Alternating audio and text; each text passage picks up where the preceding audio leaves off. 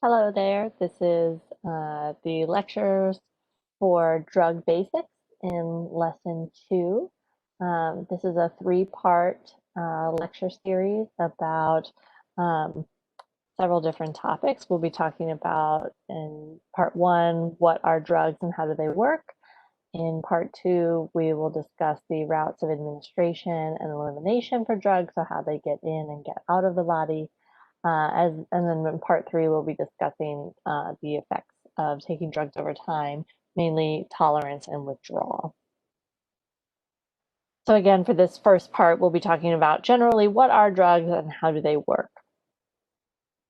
So for the purposes of this course, a drug is any substance put into the body that changes the mental state of the individual or changes the way the body functions. And it's your book poses a question, and this is actually the lecture question for this lesson.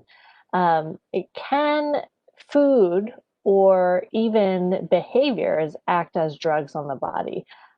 So with the definition that we're using right now, any substance that is put into the body and changes their mental state or changes that bodily function, that's considered a drug. Now, the question is, does food count as a substance that can change mental state? Um, the authors of your textbook say no. They make the argument that that's not the case, but they do acknowledge that there is some research that might indicate otherwise. So, for example, sugar activates the same reward system as cocaine does within the brain. And so maybe it's not necessarily that all food is a drug, but that there are certain foods that change our mental state or change our bodily function in ways that drugs do. So that's a question that I'm going to pose to y'all, and I'd like to hear your answers and how you are considering this. I think a lot of the way that you answer this is going to depend on how do you define a substance, and how do you define a change in mental state or a change in bodily function. Is it the case that when we eat and we digest food, that that's normal body function? Versus when we take a substance, that's abnormal body function. And how do you make that distinction? So that's the lecture question for this lesson right off the bat. So drugs are any substance that affects the body function or the mental state. So how does that happen? So basically, the substance interacts with receptors that can really be anywhere in the body. So you have receptors in your brain that impact brain function. You have receptors in your skin, in the cells there, receptors in heart cells.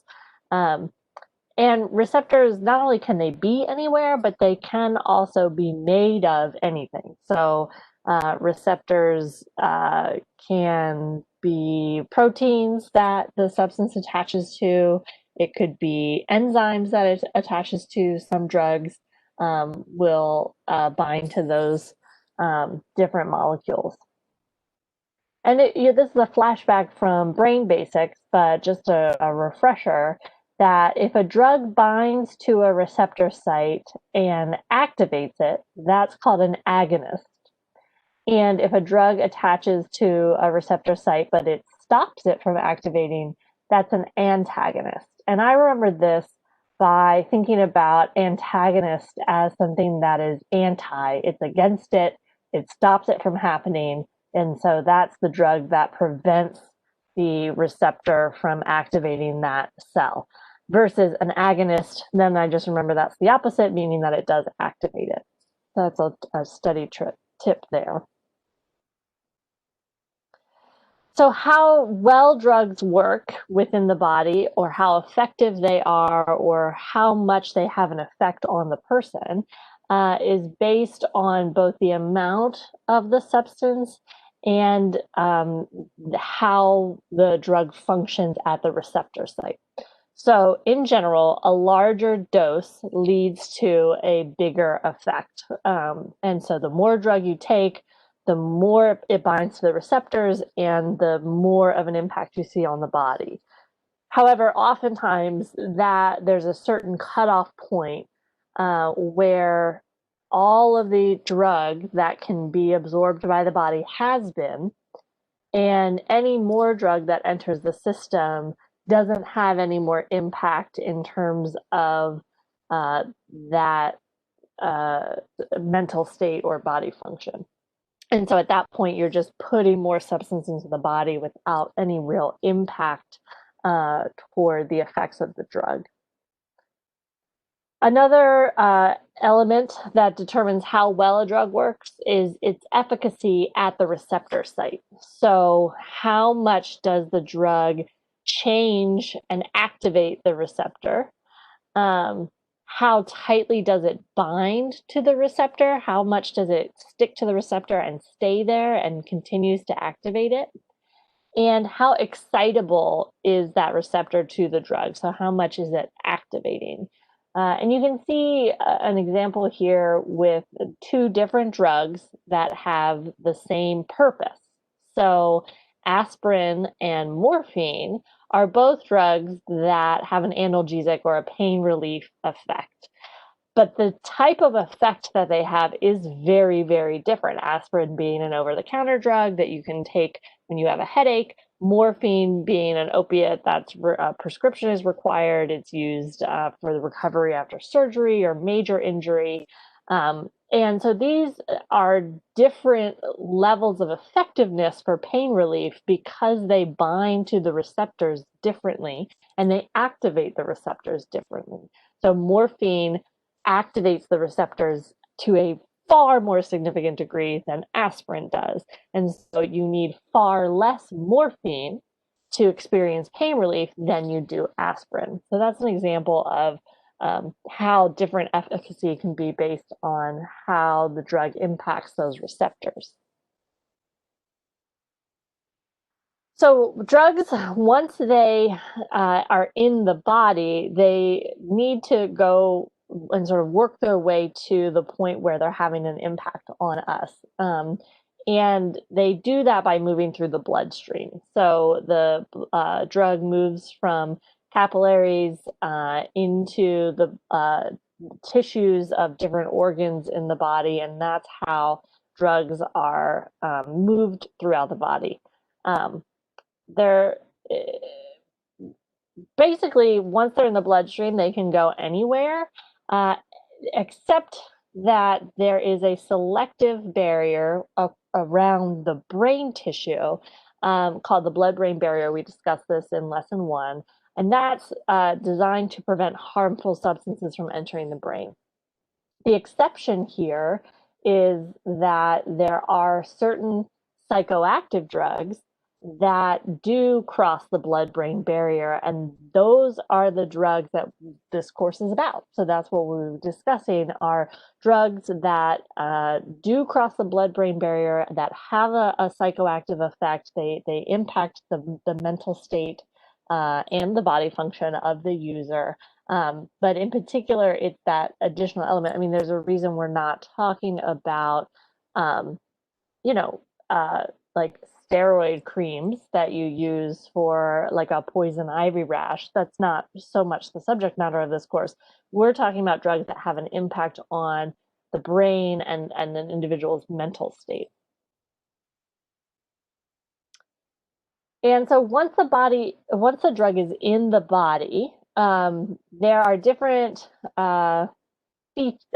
there's different features of the body and different features of the drug that impact where it goes. So in general, the more blood that a part of the body has means more of the drug gets to that area. So the brain is an organ that uses a lot of blood, and so you can see the effect of drugs on the brain as opposed to, say, the fingertips. Drug distribution in the body is also impacted by diffusibility of the drug itself. So, how easily can that physical drug get around the body? I mean, drugs are a substance; they're molecules. There's a real physicality here in terms of can that molecule move and bump around through the body easily, or is it kind of cumbersome and clunky? And then also the solubility, or how easily the drug can move uh, across different parts of the body. So, can it once it's in the bloodstream, can it get in and out of the bloodstream really easily, or is it sort of more challenging for that drug, again, the physical substance, to get in between and through the cells of the body?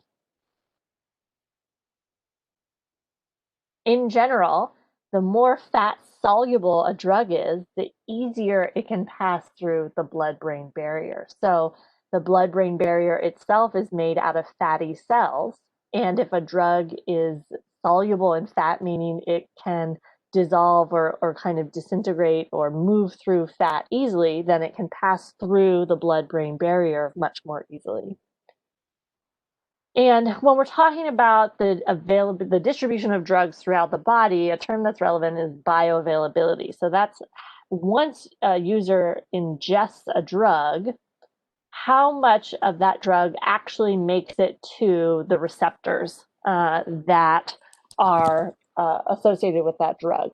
And not 100% of the drug makes it there. So sometimes a drug gets metabolized or broken down by other body systems. And so there's a percent that's less than 100% that actually reaches the receptor site. In general, the higher the bioavailability, so the more drug that gets to the receptors, the less that's being broken down or absorbed by the body, means that there's a longer drug effect. It lasts for longer, and it takes longer to leave the body. And so that's the definition of bioavailability, and it's relevant to this idea of how drugs move around once they're in the body system. And that's it for part one, and stick around for part two in just a moment.